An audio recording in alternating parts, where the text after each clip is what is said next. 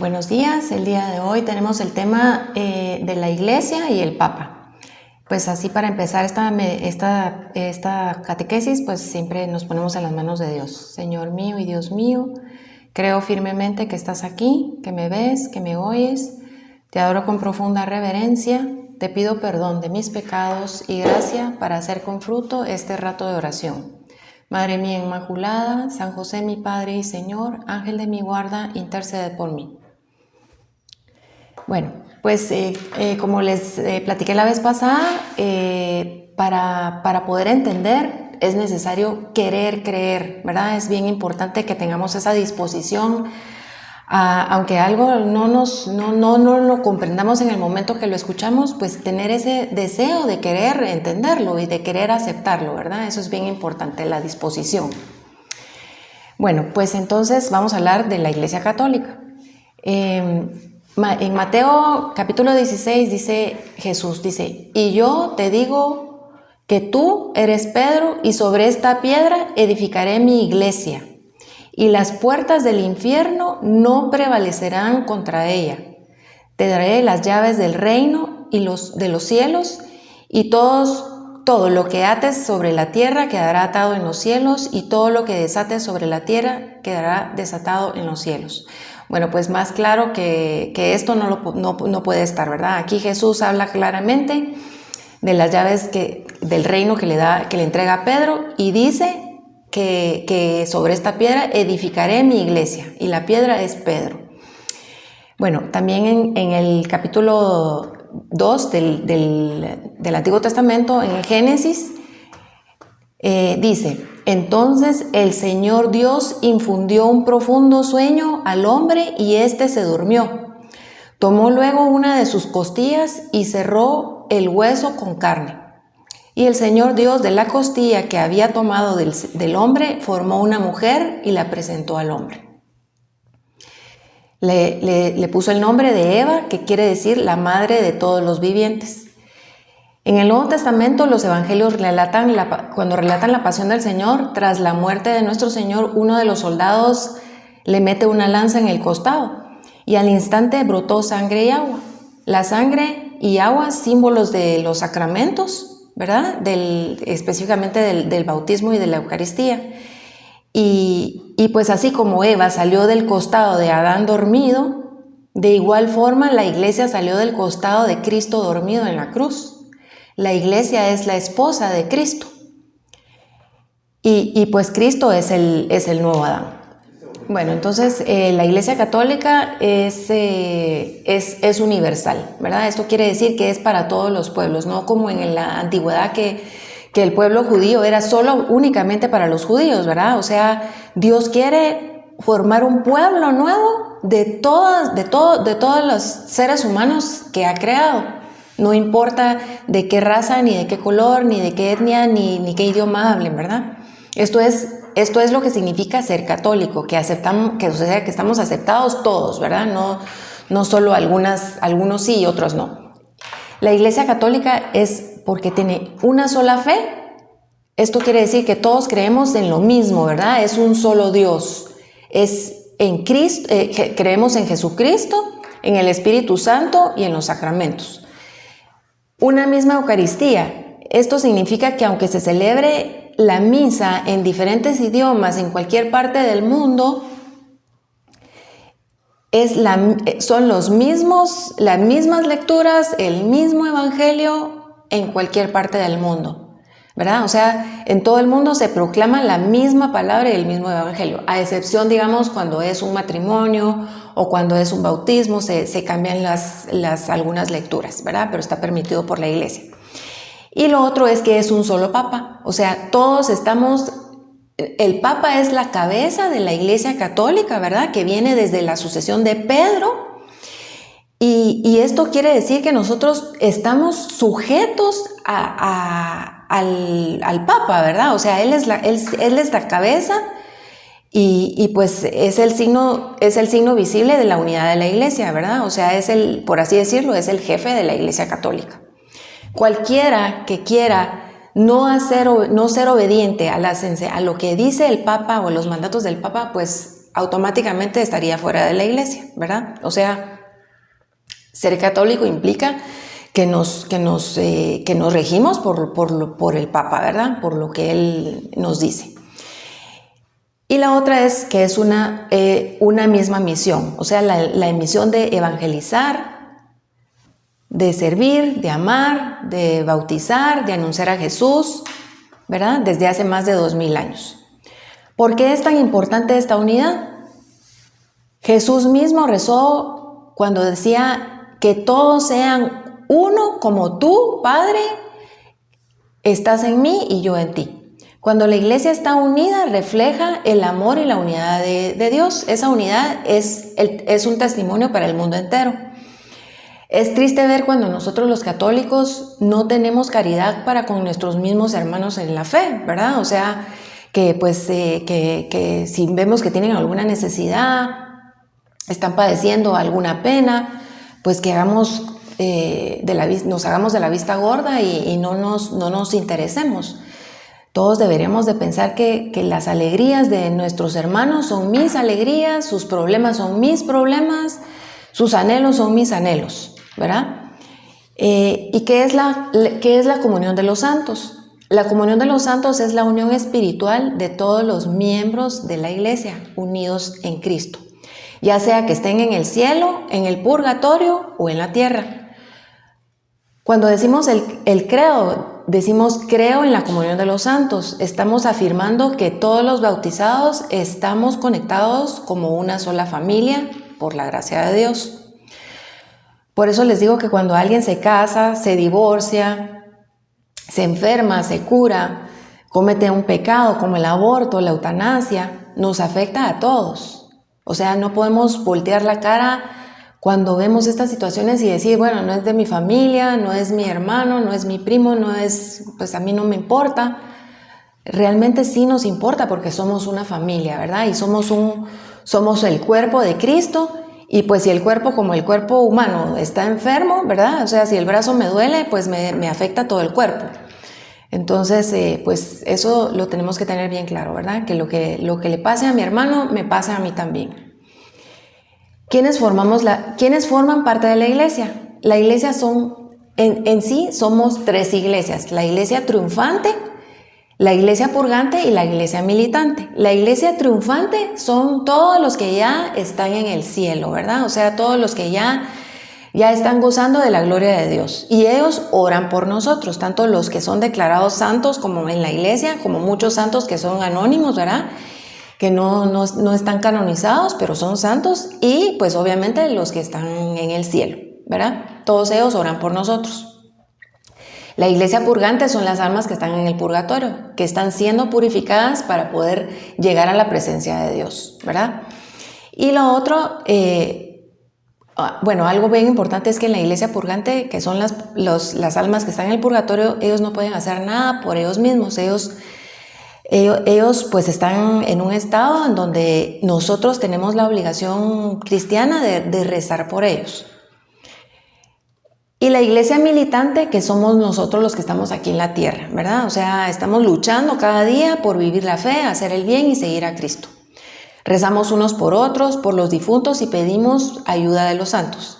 La iglesia católica es la única en su práctica constante universal de ofrecer sufragios por los difuntos, incluso por los de otras religiones, ¿verdad? O sea, en la misa pues rezamos por esas almas que no, aunque no sean de los católicos, ¿verdad?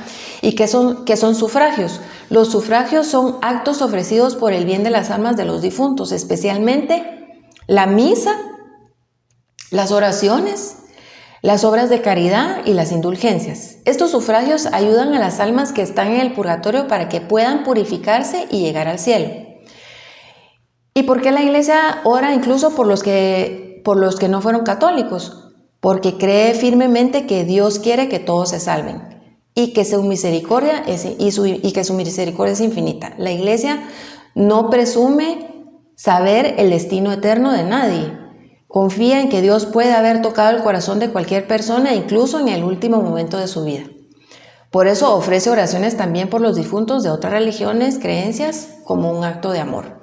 Incluso el canon de la iglesia, de la misa, la plegaria eucarística se dice: acuérdate también de nuestros hermanos que durmieron en la esperanza de la resurrección y de todos los que han muerto en tu misericordia.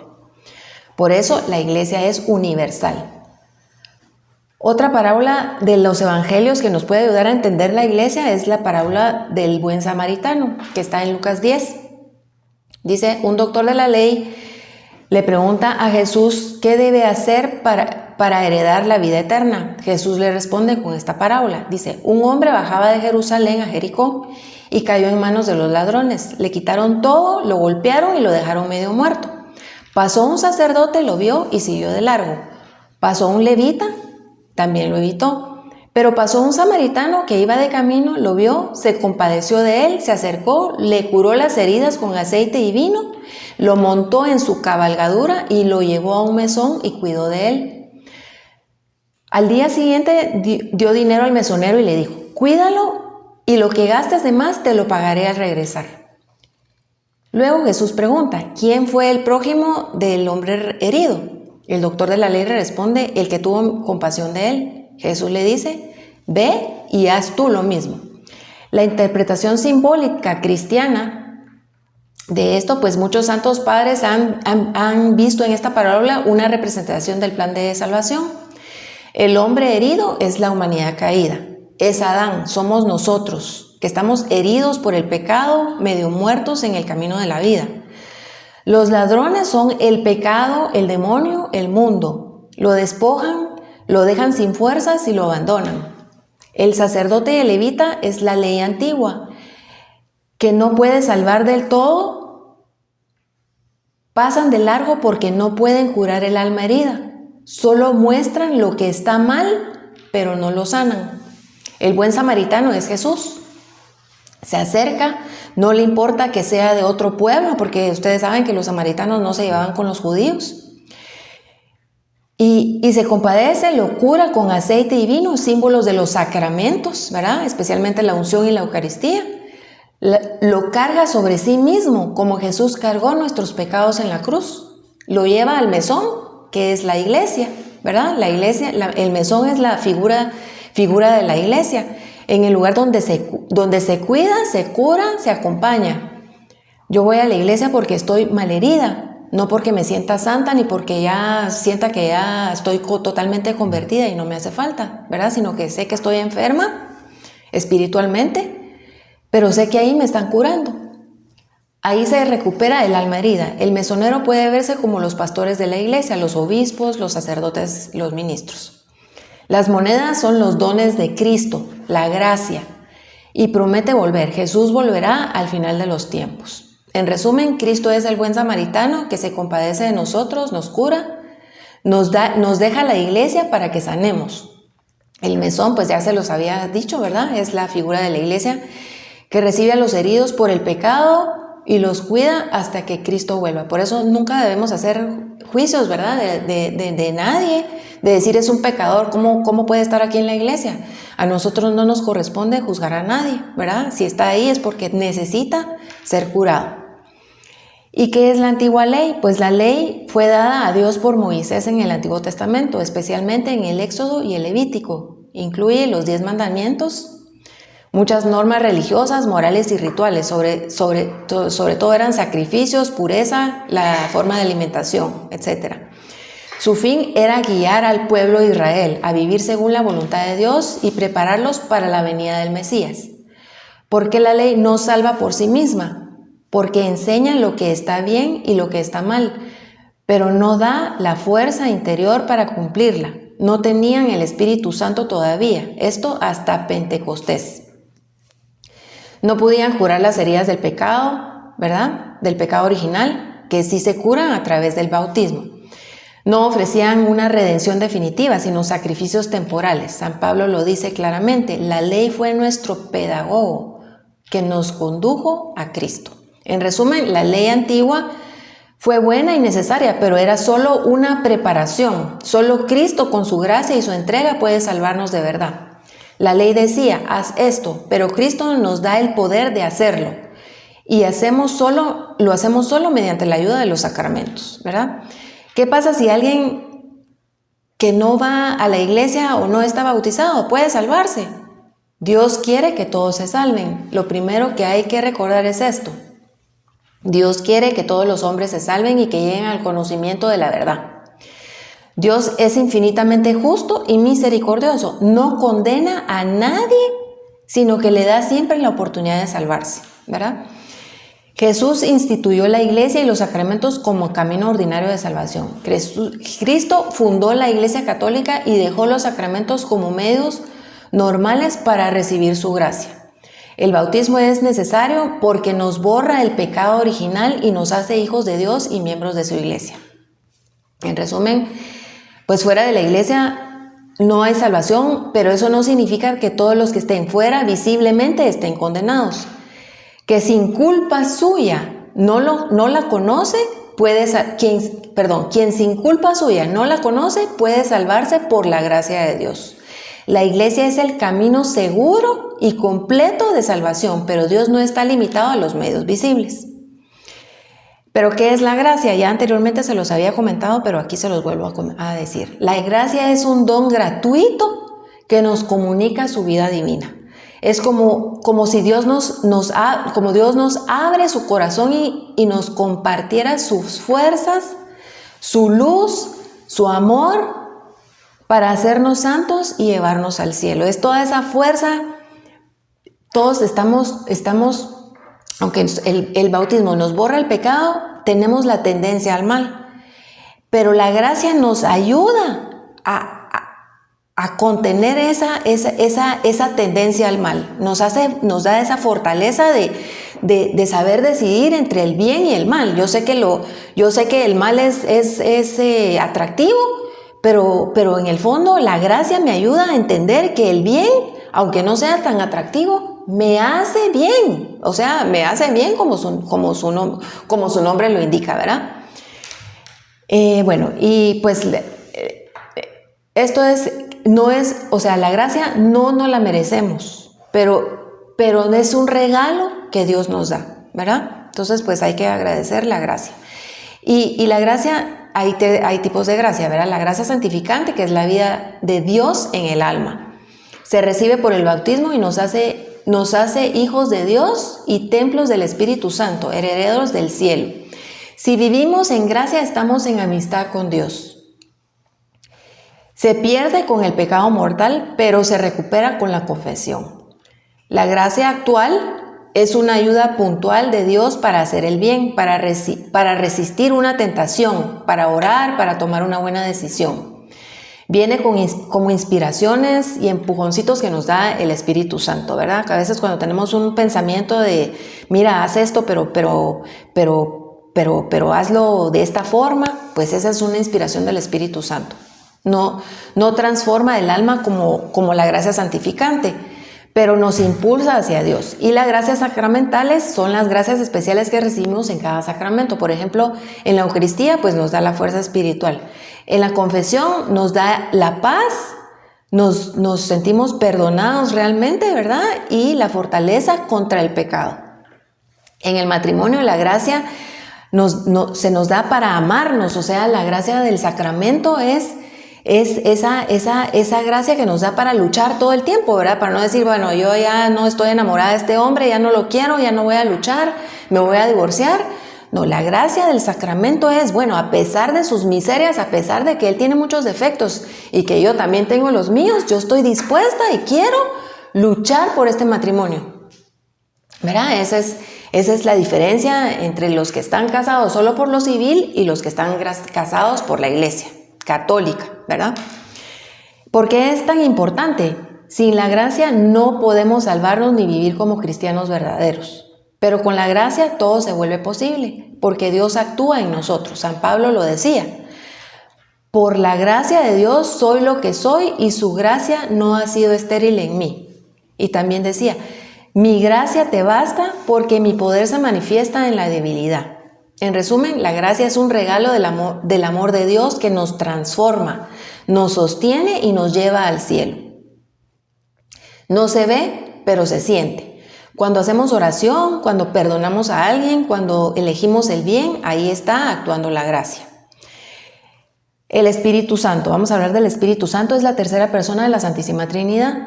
Fue enviado por Jesús a los apóstoles en Pentecostés y desde entonces vivifica, guía y santifica la iglesia. Gracias al Espíritu, la iglesia se mantiene unida y fiel a la verdad.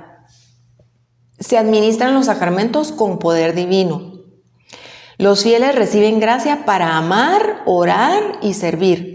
El Papa y los obispos son asistidos en sus enseñanzas. El Papa es el sucesor de San Pedro, a quien Jesús le confió la guía de su iglesia. O sea, cuando decía, tú eres Pedro y sobre esta piedra edificaré mi iglesia, pues ahí está, Pedro fue el primer Papa. Es el vicario de Cristo en la tierra, el obispo de Roma y el pastor visible de todos los católicos. Su misión es proteger y transmitir la fe verdadera, confirmar a los cristianos en la unidad, dirigir la iglesia con autoridad y caridad. Cuando enseña solemnemente sobre fe y moral, el Papa es infalible porque está asistido por el Espíritu Santo. Esto quiere decir que en materia de fe y moral, el Papa no se equivoca. De ahí, en materias de otra índole, ¿verdad? ¿Qué les digo yo? En materia pues no se me ocurre ahorita un ejemplo, pero en cualquier otra materia, pues sí pueden haber equivocaciones. Pero lo que es fe y moral, el Papa no se equivoca. El Espíritu Santo edifica, anima y santifica la iglesia. Como espíritu de amor, devuelve a los bautizados la semejanza divina perdida a causa del pecado y los hace vivir en Cristo la vida misma de la Trinidad Santísima.